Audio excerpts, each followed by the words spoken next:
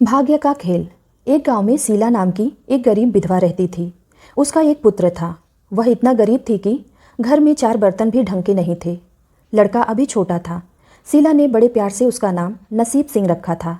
मगर वह इतना बदनसीब था कि उसके पैदा होने के कुछ समय बाद ही एक बीमारी से उसके पिता की मृत्यु हो गई। सीला घरों में चौका बर्तन आदि करके उसे पाल रही थी। उसे पक्का विश्वास था कि नसीब सिंह बड़ा होकर उसके सारे संकट दूर कर देगा और उसका बुढ़ापा चैन से गुजरेगा। इसी आस में रात दिन मेहनत करके वह अपने बेटे को पाल रही थी। नसीब सिंह था तो छोटा, किंतु समझदार बहुत था। संयम और धीरज की उसमें कमी न थी। किसी भी बात को गहराई से जानने की उसमें प्रबल उत्सुकता रहती थी। एक दिन उसने अपनी माँ से पूछा, माँ, हम इतने गरीब क्यों हैं? यह सब तो ईश्वर की मर्जी है बेटे, दुखी स्वर में सीला ने कहा। सब नसीब की बात है। मगर नसीब सिंह यह उत्तर पाकर संतुष्ट नहीं हुआ। वह बोला, ईश्वर की ऐसी मर्जी क्यों है? बेटा, यह तो ईश्वर ही जाने। अगर कोई ही जाने तो ठीक है। मैं ईश्वर से ही पूछूंगा कि हम इतने गरीब क्यों हैं। बताओ माँ, बताओ कि ईश्वर कहाँ मिलेंगे। सीला तो वैसे ही परेशान रहती थी, अतः उसकी बातों से उकता कर उसने कह दिया कि वह जंगल में रहते हैं, लेकिन तुम वहाँ ना जाना। लेकिन नसीब सिंह ने दिल ही दिल में उसी क्षण इरादा बना लिया कि वह ईश्वर को ढूंढेगा और पूछेगा कि आखिर हम इतने गरीब क्यों हैं। एक दिन वह जंगल की ओर चल दिया। जंगल घना और भयानक था। चलते चलते नसीब सिंह बुरी तरह थक गया, मगर भगवान की परछाई भी उसे दिखाई तक नहीं दी। अतः वह थक हार कर पत्थर की एक शिला पर जा बैठा और सोचने लगा कि भगवान तो यहाँ कहीं नहीं है, आखिर गरीबी दूर कैसे हो। तभी संयोगवश मृत्युलोक का भ्रमण करते करते शिव पार्वती उधर ही आ निकले। उन्होंने बच्चे को वहाँ बैठे देखा तो उन्हें बड़ा आश्चर्य हुआ कि यह अबोध बालक इस बिहड़ जंगल में बैठा क्या कर रहा है। भगवान शिव ने बालक से पूछा, तुम कौन हो बालक, और इस जंगल में बैठे क्या कर रहे हो? मैं ईश्वर को ढूंढ रहा हूँ। पार्वती चौंकी और पूछा, मगर क्यों? ईश्वर से तुम्हें क्या काम है? मैं उनसे पूछना चाहता हूँ कि हम इतने गरीब क्यों हैं? दूसरों की तरह हम पर भी भाग्य की कृपा क्यों नहीं है? नसीब सिंह ने निर्भीकता से उत्तर दिया। माँ पार्वती और भगवान से उस बच्चे का साहस देखकर बहुत प्रसन्न हुए। माँ पार्वती तो करुणा की सागर है। उन्हें उस बच्चे पर बड़ी दया आ गई और भगवान शिव से बोली, प्रभु, इस बालक का कुछ कीजिए। हम कुछ नहीं कर सकते पार्वती, क्योंकि इसके भाग्य में यही सब लिखा है। भाग्य देवी के लेख के अनुसार इसे ऐसे ही जीवन भोगना है। नहीं नहीं स्वामी, आपको कुछ करना ही होगा। माँ पार्वती हट करने लगी। जिद ना करो पार्वती, यदि हम उसे कुछ दे भी देंगे तो वह इसके पास नहीं रुकेगा। इसे वैसा ही जीवन जीने दो जैसा भाग्य देवी चाहती है। नहीं प्रभु, इसकी गरीबी दूर करने के लिए आपको इस पर कृपा करनी ही होगी। जब माँ पार्वती जिद करने लगी तो भगवान शिव ने उस बच्चे को एक हार दिया। हार पाकर नसीब सिंह बहुत प्रसन्न हुआ और खुशी खुशी अपने घर को चल दिया। माँ पार्वती संतुष्ट थी कि उन्होंने एक अबोध बालक की मदद की और अब उसके दिन सुख से कटेंगे। लेकिन त्रिकालदर्शी भोले बाबा जानते थे कि यह हार उसके पास रहेगा ही नहीं। चलते चलते नसीब सिंह के पेट में अचानक दर्द उठा और वह शौच के लिए इधर उधर देखने लगा। उसने भगवान शिव का दिया हार पत्थर की एक शिला पर रख दिया और झाड़ियों के पीछे चला गया। तभी एक चील कहीं से उड़ती हुई आई और उस हार को उठाकर उड़ गई। अरे मेरा हार! सब कुछ भूलकर लड़का चील के पीछे भागा। मगर कब तक वह चील का पीछा करता, कैसे पकड़ता उसे? एक आधा बार पत्थर उठाकर उसने चील को मारने की कोशिश की, किंतु चील अधिक ऊंचाई पर थी। कुछ ही पलों में चील उसकी नज़रों से ओझल हो गई तो वह बड़ा दुखी हुआ और रोते रोते अपने घर की ओर चल दिया। घर पहुंचकर उसने माँ को सारी बातें बताई, मगर माँ को उसकी बात पर बिल्कुल भी विश्वास नहीं हुआ।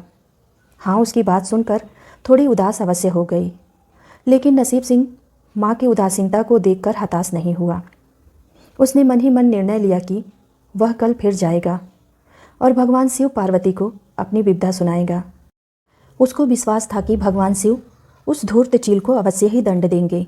भगवान शिव ने पार्वती से कहा, देखो उसके पास कल वाला हार नहीं रहा। उसे एक चील ले उड़ी और दूसरा हार पाने वह उस चील को दंड दिलवाने की इच्छा लिए वह लड़का आज फिर आया है। पार्वती देवी ने फिर भगवान शिव से प्रार्थना की, आप चाहे चील को दंड दे या ना दे, किंतु इस लड़के की सहायता करके इसकी निर्धनता दूर करें। हम अब कुछ नहीं कर सकते देवी। यदि तुम जिद करती हो तो हम ब्रह्मा से कहते हैं, वही इस बालक की कुछ सहायता करेंगे। कहकर भगवान शिव ने ब्रह्मा को बुलाया और सारी बात कर आग्रह किया कि आप ही कुछ इसकी मदद करें। तब ब्रह्मा जी ने लड़के को हीरे की एक अंगूठी दे दी। लड़के ने अंगूठी जेब में रख ली और खुशी खुशी अपने घर चल दिया। उसने सोच लिया था कि वह अब एक पल के लिए भी अंगूठी को अपने से अलग नहीं करेगा।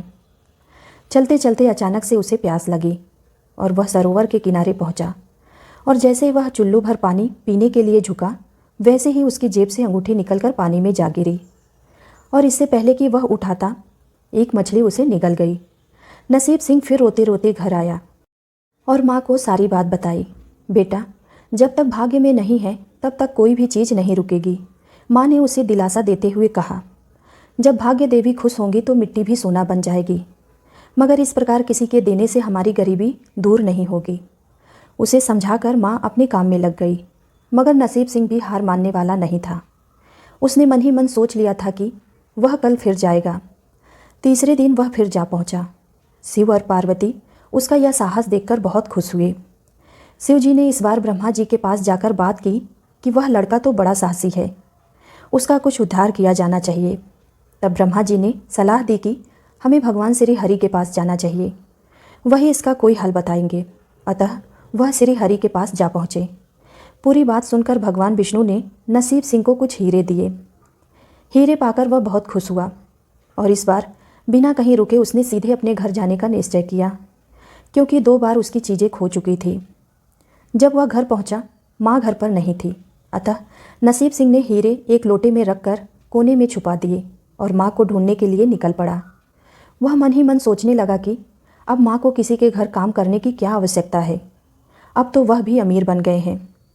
उधर पीछे से चोर उसके घर में घुसे और जो भी सामान था उसे लेकर भाग निकले। उस सामान में लोटा भी था जिसमें हीरे रखे थे। जब वह माँ के साथ वापस आया तो देखा कि हीरे गायब थे। इतना ही नहीं, घर का दूसरा सामान भी गायब था। अब तो उसकी माँ को बहुत गुस्सा आया। वह बोली, क्यों मुझे नई नई कहानी सुनाकर पागल बनाता जा रहा है। सारा दिन आवारा की तरह इधर उधर भटकता रहता है और शाम को मार खाने के डर से कोई नई कहानी सुना देता है। माँ की डांट सुनकर लड़का रोने लगा। वह तो केवल वही जानता था कि जो कुछ भी उसने बताया था वह सत्य था। डांट खाकर लड़के की हिम्मत और बढ़ गई और अगले दिन वह फिर उसी स्थान पर जा पहुंचा। भगवान भोले शंकर सोचने लगे कि इस पर इतनी मुसीबतें पड़ी, लेकिन इसने हिम्मत नहीं हारी। इससे वह बहुत प्रसन्न हुए और भाग्य देवी के पास जाकर बोले, यह लड़का बहुत ही साहसी, हिम्मती और धीरज वाला है। ऐसा व्यक्ति अभागा नहीं हो सकता, इसे कुछ दे दीजिए। आज्ञा पाकर भाग्य की देवी ने नसीब सिंह को सोने का एक सिक्का दिया। सिक्का लेकर नसीब सिंह खुशी खुशी अपने घर को चल दिया। जब उसने घर जाकर वह सिक्का अपनी माँ को दिया तो उसकी माँ बहुत खुश हुई। अब क्योंकि उन पर भाग्य देवी की कृपा हो गई थी, अतः सारे काम अपने आप ही शुभ होने लगे। दूसरे दिन ही एक मछली वाला उसके गांव में मछली बेचने आया तो लड़के ने वही सिक्का देकर मछली खरीद ली। माँ ने मछली को काटा तो वह अंगूठी निकली जो उसकी जेब से तालाब में गिर गई थी। माँ ने अंगूठी संभाल कर रख ली और नसीब सिंह से बोली, जा बेटा, जंगल से थोड़ी लकड़ियाँ ले आ, आज घर में ईंधन बिल्कुल भी नहीं है। लड़का कुल्हाड़ी लेकर जंगल की ओर चल दिया। वहाँ जाकर जिस पेड़ पर लकड़ी काटने के लिए चढ़ा, वहाँ उसी चील का घोंसला था जो उसका हार उठाकर ले गई थी। लड़के ने देखा कि चील कहीं आसपास नहीं थी। नसीब सिंह ने अपना हार उठा लिया और जो भी थोड़ी बहुत लकड़ियाँ पेड़ के आसपास पड़ी थी वही उठाकर घर की ओर चल दिया। माँ हार पाकर बहुत खुश हुई। अब तो देखते ही देखते उनके दिन बदल गए। घर में किसी चीज़ का अभाव नहीं रहा। फिर ईश्वर की कुछ ऐसी करनी हुई, जो चोर उसके घर से हीरे चुरा कर ले गए थे, उन्हें सपने में महादेव ने चेतावनी दी कि जो हीरे उस लड़के के घर से चुरा कर लाए थे वह तुरंत वापस कर दो, वरना तुम्हारा सर्वनाश कर दूंगा। चोर उसी दिन हीरे उसके घर पर दे गए और अपनी गलती के लिए माफ़ी मांगी। इस प्रकार उस अभागे का भाग्य चमक उठा। अब उसके घर में किसी चीज़ की कमी ना थी और उसकी गरीबी सदा के लिए समाप्त हो गई थी। उम्मीद करती हूँ आप सबको यह कहानी ज़रूर पसंद आई होगी।